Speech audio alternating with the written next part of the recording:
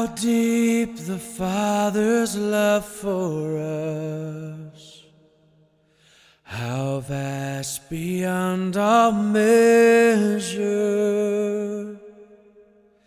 that He should give His only Son to make a wretch His treasure.